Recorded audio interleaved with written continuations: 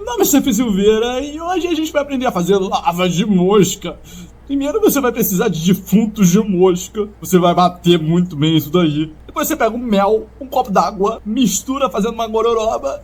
Você deixa reservar e é isso aí. Depois de um tempo deve aparecer mais larva. Eu sei, parece que é um pouquinho de brincadeira, mas várias receitas como essas eram apresentadas em vários documentos antigos de forma bastante que séria. Essa ideia de que vida pode surgir de uma geração espontânea a partir de matéria não viva, pra gente soa um pouquinho esdrúxulo hoje em dia, mas naquela época não era bem assim. A gente tem que lembrar que a nossa concepção atual de como a vida funciona é baseada em pesquisa que foi feita durante séculos. Mas antes dessas pesquisas serem feitas, as coisas que a gente hoje taxa como óbvias não eram tão óbvias. E dessa forma, talvez tão importante quanto a gente entender as conclusões científicas que a gente tem hoje e taxa como óbvias hoje, seja entender o como essas ideias evoluíram com o tempo. E é por isso que nesse vídeo a gente vai falar sobre a geração espontânea, o grande segredo da biologia para a geração de mais vida. A ideia de geração espontânea veio muito antes da criação da ciência moderna. Inclusive, um dos grandes pensadores que propagavam essa ideia era o próprio filósofo Aristóteles.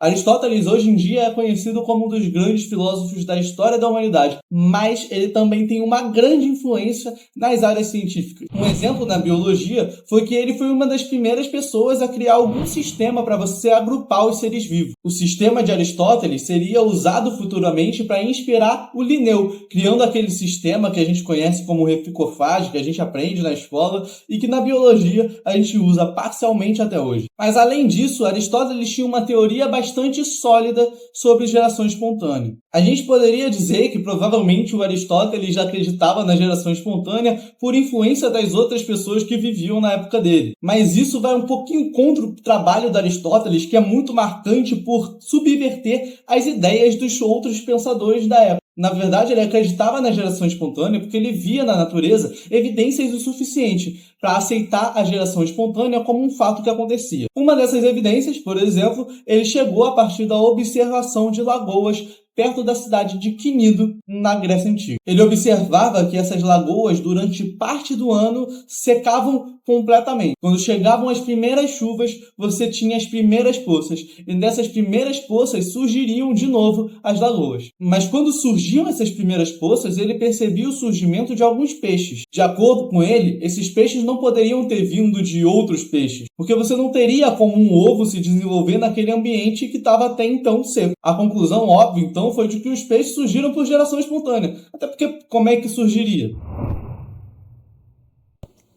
E a humanidade ela concordou com as ideias do Aristóteles durante muito tempo. Inclusive, na Idade Média, principalmente, você tinha várias receitas, como a apresentada no começo do vídeo. E era quase como quando você pesquisa uma receita no Google para fazer um bolo de cenoura. Você tem um passo a passo, você segue esse passo a passo e no final você tem o seu objetivo cumprido. A diferença é que no nosso caso a gente está querendo fazer um bolo de cenoura. No caso deles, eles estavam querendo fazer rato, barata e às vezes até cobra. A geração espontânea era um fato inquestionável até o século XVII, quando surge o nome do naturalista Francesco Redi.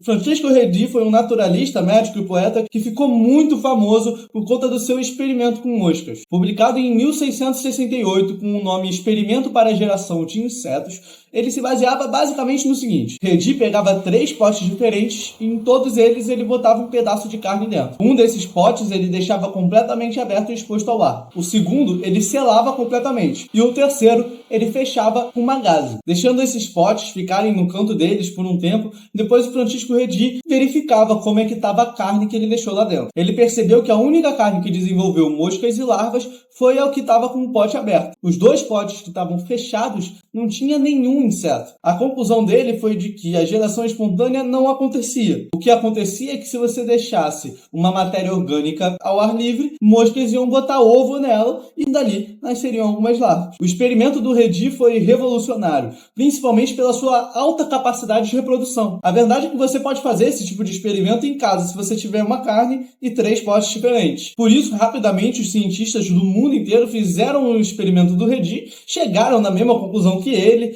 e e assim ele ganhou um reconhecimento notoriamente rápido. E essa foi a história de como a geração espontânea morreu, ou pelo menos é o que parecia. Um século depois, no século XVIII, você teve o surgimento dos famosos microscópios. Eles revelaram aos naturalistas da época um mundo da biologia completamente novo. Com eles, a gente descobriu que existiam seres vivos tão pequenos, mas tão pequenos, que chegavam a ser invisíveis. A microscopia surgiu como uma área nova e revolucionária que futuramente ajudaria a gente a curar doenças, por exemplo. E com o mundo todo novo sendo revelado, vários naturalistas ficaram curiosos na época e toda uma geração surgiu querendo desvendar esse novo mundo. Dentro dessa geração tinha um nome do notório John Needham.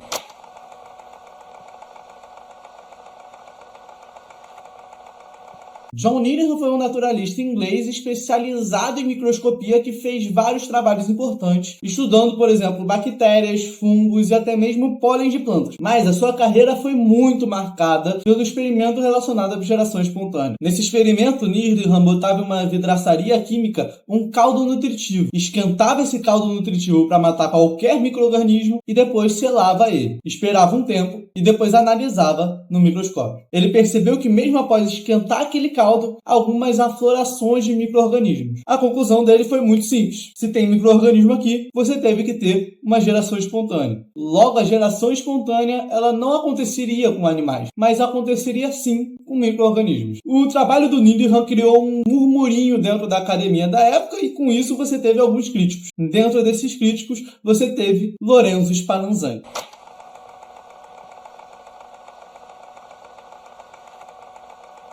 Spallanzani achou que o trabalho do Needham tinha algum erro e decidiu tentar fazer algo muito parecido, mas o Spallanzani decidiu melhorar o trabalho, fazer 3 tipos de experimento diferentes. O primeiro, ele pegava a vidraçaria com o caldo nutritivo, esquentava e deixava aberto mesmo. O segundo, ele pegava a vidraçaria com o caldo nutritivo, fechava com uma rolha, esquentava e esperava. E o terceiro, ele fechava a vidraçaria hermeticamente, para impedir que qualquer micro-organismo de fora entrasse para dentro. Foi então que ele percebeu que tanto pote aberto quanto pote fechado com uma rolha tinham vários micro-organismos que se desenvolviam ali dentro. Isso porque os dois potes estavam relativamente expostos a esses micro-organismos que tinham no ar. Mas o da rolha estava exposto? Sim, o da rolha estava exposto, porque a rolha é bastante porosa, então o micro-organismo pode entrar ali dentro. O Needham chegou até a entrar em contato com o trabalho do Spallanzani, mas afirmou que provavelmente o Spallanzani tinha esquentado demais as amostras dele e tinha acabado com o que ele denominou de força vital. O Spallanzani não soube responder à afirmação do Needham e essa discussão ficou assim por bastante tempo. Foi até que em 1859, Louis Pasteur decidiu acabar com a geração espontânea de uma vez por todas.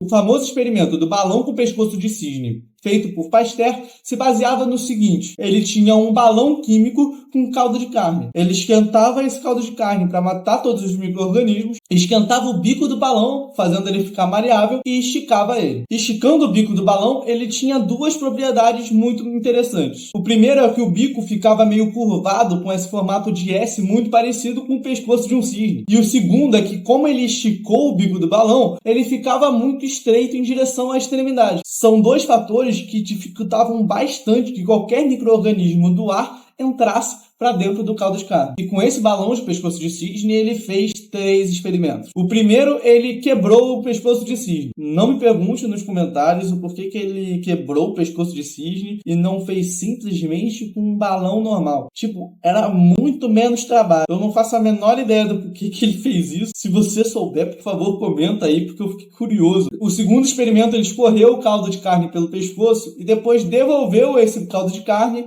para dentro do balão. E o terceiro experimento, ele não fez nada, só deixou o alimento. Ele percebeu 3 resultados completamente diferentes. No primeiro, em que ele quebrava o pescoço, você tinha bastante micro-organismo que se desenvolvia ali dentro. No segundo, em que ele escorria o caldo pelo pescoço, você só tinha micro-organismo no pescoço de cisne. E o terceiro, em que ele não fazia nada, você não tinha nenhum micro-organismo. Foi assim que o Pasteur quebrou completamente a teoria da geração espontânea. O experimento do Pasteur revolucionou a ciência moderna. É exatamente por isso, quando a gente olha para uma cesta de fruta e vê uma mosca ali, a gente sabe que essa mosca provavelmente veio de outro lugar e pousou nas frutas. E essa, para mim, é a maior lição desse tipo de história. A gente aprende justamente como a ciência funciona. A ciência é um método que faz afirmações, prova essas afirmações, questiona essas afirmações e, mais importante, corrige as afirmações. É por conta dessas propriedades da ciência que ela é o método mais confiável que a gente tem até hoje para a gente chegar em alguma conclusão. Com essa ciência, a gente conseguiu explorar o nosso mundo,